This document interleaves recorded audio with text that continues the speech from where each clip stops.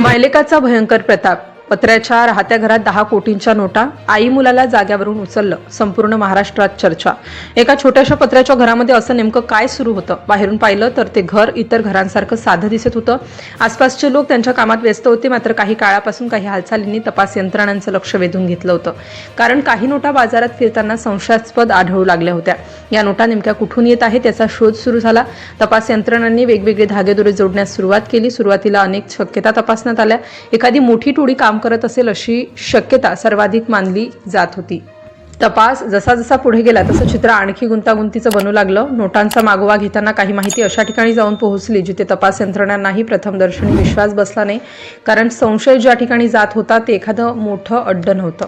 चौकशी अधिक खोलवर गेली. काही व्यवहार, काही हालचाली आणि काही माहिती एकमेकांशी जोडली जाऊ लागली. यानंतर तपास यंत्रणांनी अधिक गोपनीय पद्धतीने माहिती गोळा करायला सुरुवात केली. काही दिवस निरीक्षण सुरू राहिलं. बाहेरून तर सर्व काही सामान्य दिसत असलं तरी आतमध्ये काहीतरी वेगळं सुरू असल्याची शक्यता वाढू लागली. त्यामुळे पुढची कारवाई ठरवण्यात आली. अखेर पोलिसांना मिळालेल्या माहितीच्या आधारावर छाप्याची तयारी करण्यात आली. ज्या ठिकाणी संशय होता तिथे अधिकारीही पोहोचले. साधं पत्र्याचं घर, पण आतमध्ये काय सापडणार याची कल्पना फार कमी लोकांना होती. घरात प्रवेश केल्यानंतर अधिकारी तपास करू लागले. सुरुवातीला नेहमीसारख्या वस्तू दिसत होत्या, पण तपास जसा जसा पुढे गेला तसं तसं चित्र बदलू लागलं. तपासादरम्यान अधिकाऱ्यांना काही नोटा सापडल्या. या नोटा साध्या नव्हत्या, त्या संशयास्पद वाटत होते. यानंतर तपास आणखी वाढवण्यात आला. घरातून मिळालेल्या साहित्यामुळे तपास यंत्रणा अधिक सतर्क झाल्या. कारण आता ही घटना साधी राहिली नव्हती. प्रकरणाचं गांभीर्य वाढत होतं. छाप्यात मिळालेल्या माहितीनंतर अधिकाऱ्यांनी आणखी शोध सुरू केला. या तपासात आणखी काही ठिकाणांची माहिती मिळाली. त्यानुसार पुढील कारवाई करण्यात आली. अधिकाऱ्यांनी शोध घेतल्यावर काही उपकरणं देखील सापडली. या उपकरणांचा उपयोग नेमका कशासाठी केला जात होता याचा तपास सुरू झाला. दरम्यान चौकशीसाठी काही लोकांना ताब्यात घेण्यात आलं. त्यानंतर एकामागून एक माहिती समोर येऊ लागली. चौकशी दरम्यान समोर आलेली माहिती तपास यंत्रणांसाठीही धक्कादायक होती. कारण ज्या लोकांवर संशय गेला होता ते मोठ्या टोळीचे सदस्य नव्हते. समोर आलं की या प्रकरणात आई आणि मुलगा सहभागी असल्याचा संशय आहे. तपास अधिक तीव्र करण्यात आला. चौकशीत मिळालेल्या माहितीनुसार घरामध्ये नकली नोटा तयार केल्या जात असल्याचं समोर आलं. या माहितीमुळे संपूर्ण प्रकरणाने वेगळंच वळण घेतलं. पोलिसांनी सांगितलेल्या माहितीनुसार घरातून सुमारे 2 कोटी रुपयांच्या नकली नोटा जप्त करण्यात आल्या. यामुळे प्रकरण आणखी गंभीर बनलं.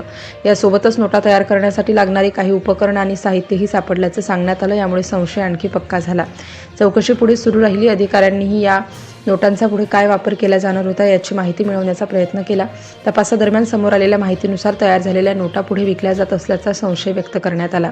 या संपूर्ण प्रकरणामध्ये एकूण किती नोटा तयार करण्यात आल्या याबद्दल चौकशी सुरू होती. त्यावेळी एक मोठा आकडा समोर आल्याचं सांगण्यात आलं. चौकशीत आई मंजू आणि मुलगा सूरज यांनी मिळून एकूण 10 कोटी रुपयांच्या नकली नोटा तयार केल्याची माहिती समोर आल्याचं पोलिसांनी सांगितलं. ही माहिती समोर आल्यानंतर दोघांनाही अटक करण्यात आली. त्यानंतर त्यांना न्यायालयात हजर करण्यात आलं. प्रकरण न्यायालयात गेल्यानंतर सुनावणी पार पडली. या प्रकरणाकडे अनेकांचं लक्ष लागलं होतं.